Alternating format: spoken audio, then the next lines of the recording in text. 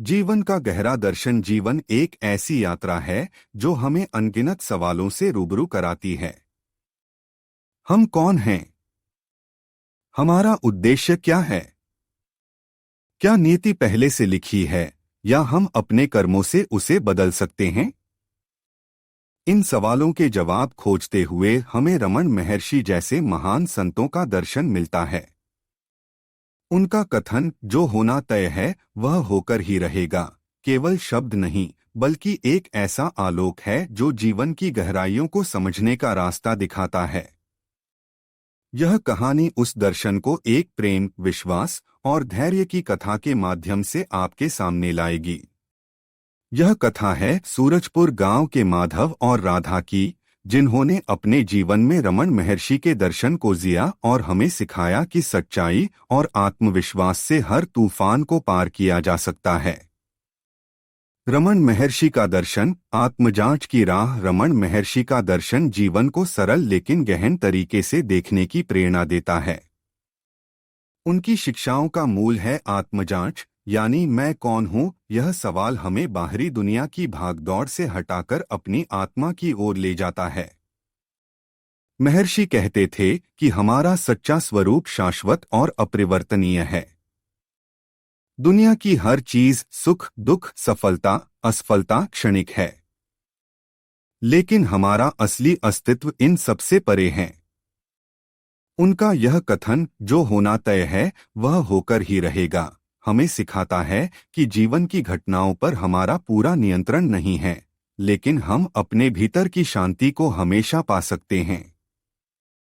यह विश्वास हमें चिंताओं से मुक्त करता है और हर पल को स्वीकार करने की ताकत देता है। सूरजपुर का माधव विश्वास का प्रतीक हिमालय की तलहटी में बसा था। सूरजपुर एक ऐसा गांव जहां प्रकृति और मनुष्य एक दूसरे के साथ संवाद में रहते थे। हरे भरे जंगल, बीच में बहती एक निर्मल नदी और हवा में घुली फूलों की महक। इस गांव में रहता था माधव, एक साधारण युवक जिसका दिल असाधारण था। माधव की सुबहें अनोखी थीं। वह सूरज उगने से पहले नदी किनारे जाता, एक चट्टान पर बैठता और घंटों प्रकृति से संवाद करता। गांव वाले उसे अजीब कहते, कुछ तो हंसते, यह लड़का पागल है, पेड़ों और नदी से क्या बात करेगा। लेकिन माधव के लिए यह सब जीवंत था। वह कहता, यह नदी मुझे सिखाती है कि जीवन बहता है। यह हवा मुझे बताती है कि जो होना तय है वह होकर रहेगा। मैं तो बस इस पल को जीता हूँ। माधव का विश्वास रमण महर्षि के दर्शन से गहराई से जुड़ा था। वह मानता था कि हर घटना के पीछे एक बड़ा कारण है। महर्षि की तरह वह जीवन को नियति और आत्मस्वीकृति के साथ जीता था। वह कहता, चिंता करने से क्या होगा, जो होना है वह होगा, लेकिन मैं अपने दिल की आवाज को सुनूंगा। यह विश्वास उसकी ताकत था, जो उसे हर मुश्किल में डटकर सामना करने की हिम्मत देता था। मुश्किलों का पहला इम्तिहान। एक बार सूरजपुर में भयंकर बारिश हुई। कई दिनों तक आसमान से पानी बरसता रहा। नदी उफान पर थी और गांव का एकमात्र लकड़ी का पुल टूट गया। यह पुल गांव वालों के लिए जीवन रेखा था, क्योंकि इसके बिना बाजार तक पहुंचना असंभव था। लोग घबराए। कुछ ने कहा, अब हमारा क्या होगा, हम भूखे मर जाएंगे। लेकिन माधव ने रमण महर्षि के दर्शन को याद किया।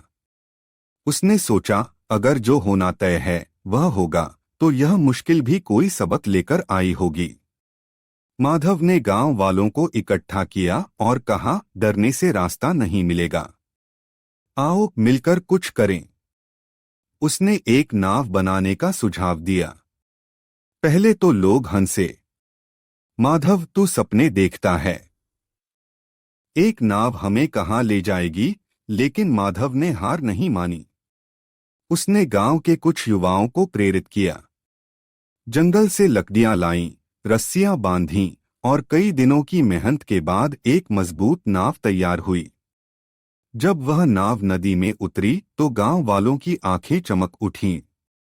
एक बूढ़ी औरत ने माधव के सिर पर हाथ रखा और कहा, बेटा, तूने हमें सिखाया कि मुश्किलें हमें तोड़ती नहीं बल्कि नया रास्ता दिखाती हैं। माधव ने मुस्कुराकर जवाब दिया, यह सब विश्वास का कमाल है। जो होना तय है वह होकर रहेगा, लेकिन हम अपने कर्म से उसे सुंदर बना सकते हैं। यह घटना गांव वालों के लिए एक सबक थी। माधव ने उन्हें दिखाया कि रमण महर्षि का दर्शन केवल किताबों में नहीं बल्कि जीवन में भी उतारा जा सकता है। राधा का आगमन, प्रेम का नया रंग। इसी बीच माधव की जिंदगी में एक नया मोड़ आया।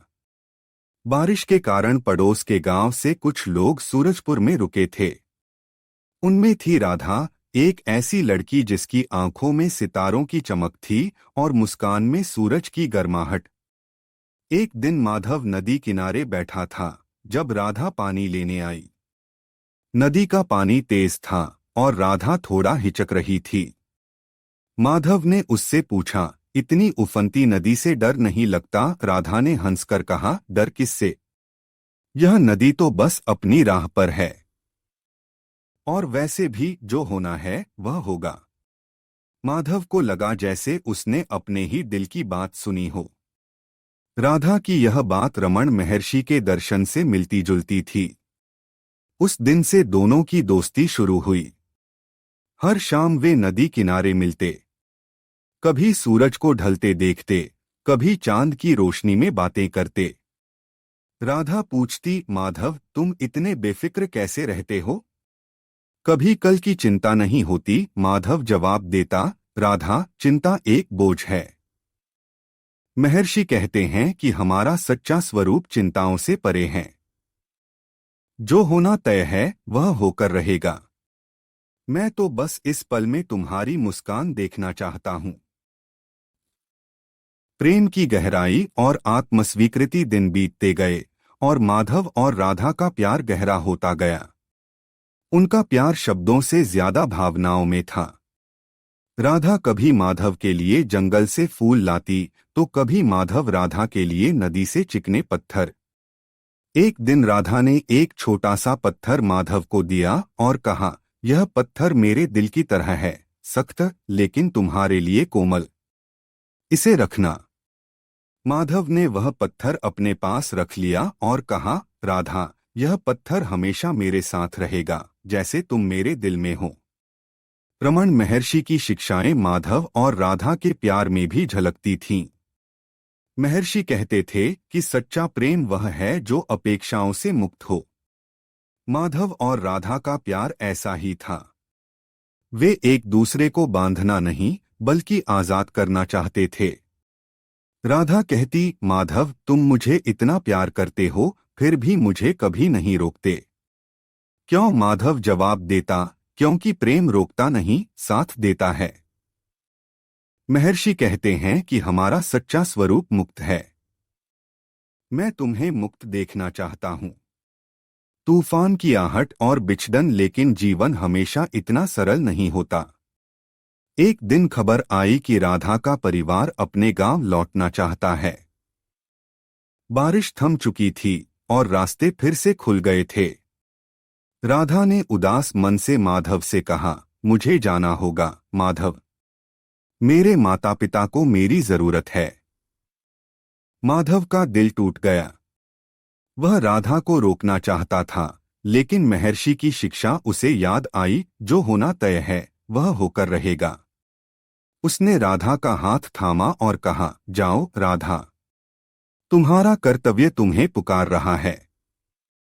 लेकिन यह दिल हमेशा तुम्हारा इंतजार करेगा। राधा की आंखों में आंसू थे। उसने माधव को गले लगाया और चली गई। उस पल माधव ने महसूस किया कि सच्चा प्रेम त्याग में है। महर्षि कहते थे कि सच्चा सुख बाहरी चीजों में नहीं बल्कि भीतर की शांति में है। माधव ने उस शांति को खोजने की कोशिश की, लेकिन राधा की याद उसे हर पल सताती थी।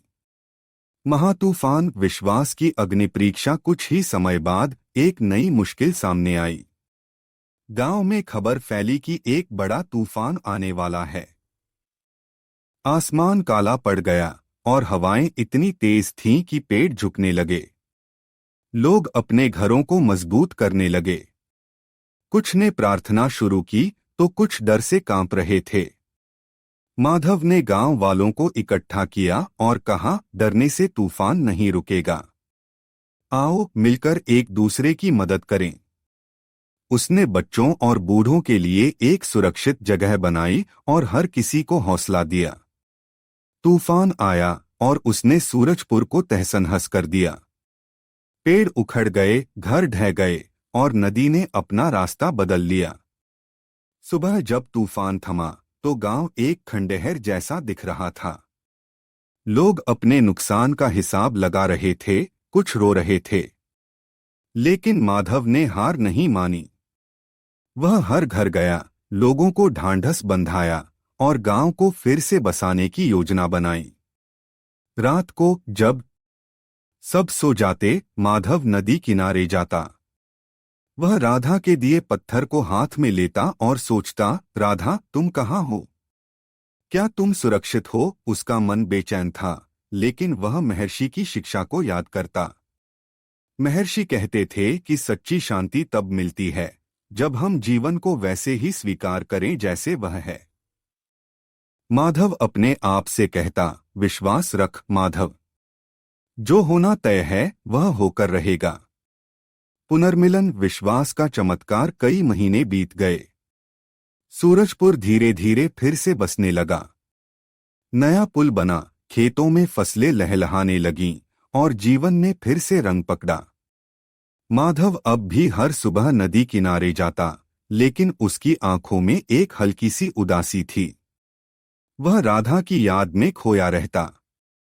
एक दिन जब वह नदी किनारे बैठा था, उसे दूर से एक परिचित आवाज सुनाई दी। उसने पलटकर देखा, राधा थी। राधा ने दौड़कर माधव को गले लगाया। उसकी आंखों में आंसू थे, लेकिन चेहरा खुशी से चमक रहा था। उसने बताया कि तूफान ने उसके गांव को भी बर्बाद कर दिया था। कई महीनों तक वह अपने परिवार के साथ मुश्किलों से जूझती रही। राधा ने कहा, माधव मैं हर दिन तुम्हें याद करती थी।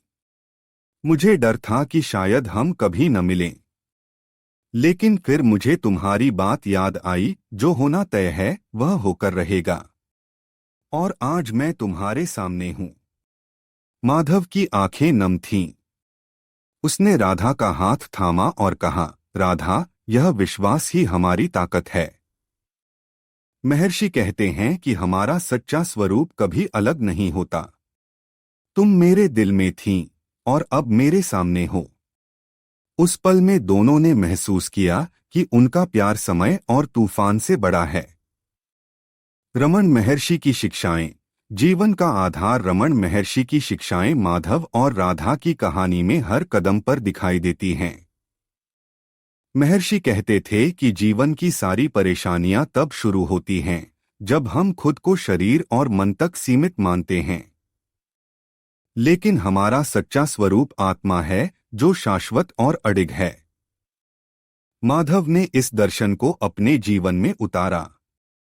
जब पुल टूटा, जब तूफान आया, जब राधा बिछड़ गई, तब भी उसने अपने भीतर की शांति को खोजा। महर्षि की एक और महत्वपूर्ण शिक्षा है कर्म और समर्पण।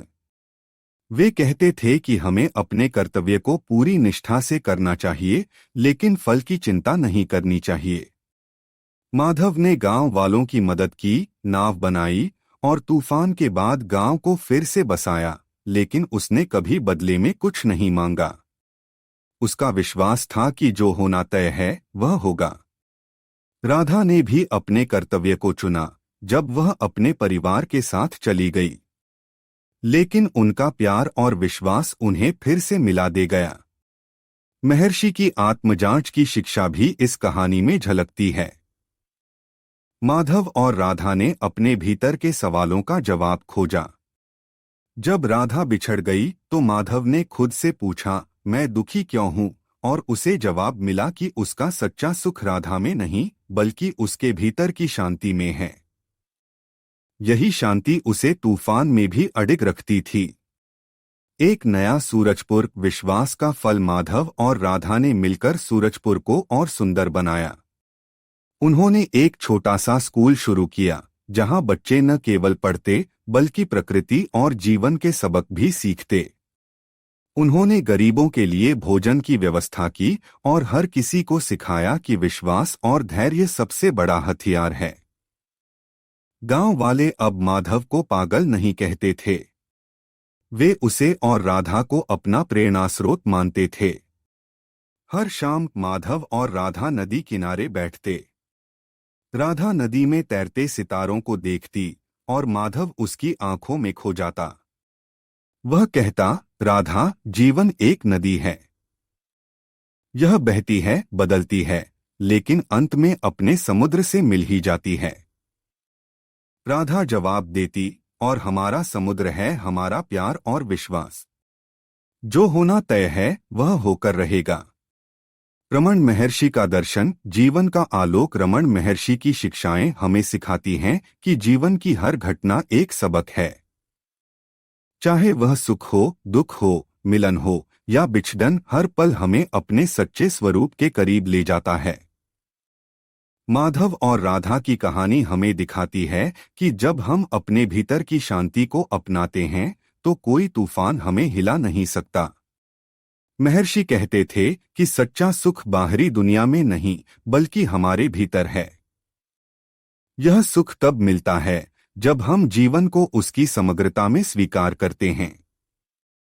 महर्षि की एक और महत्वपूर्ण शिक्षा है समय का मूल्य। वे कहते थे कि अतीत और भविष्य केवल मन के विचार हैं। सच्चाई केवल वर्तमान में है। माधव और राधा ने हर पल को पूरी तरह से जिया। जब वे साथ थे तो उन्होंने प्रेम को जिया। जब वे बिछड़े तो उन्होंने धैर्य को जिया। और जब वे फिर से मिले तो उन्होंने कृतज्ञता को जिया। यह उनके जीवन में महर्षि के दर्शन का जीवंत उदाहरण था। अंतिम विचार, विश्वास की लौ। माधव और राधा की कहानी हमें सिखाती है कि रमण महर्षि का दर्शन केवल किताबों तक सीमित नहीं है। यह एक जीवन जीने का तरीका है।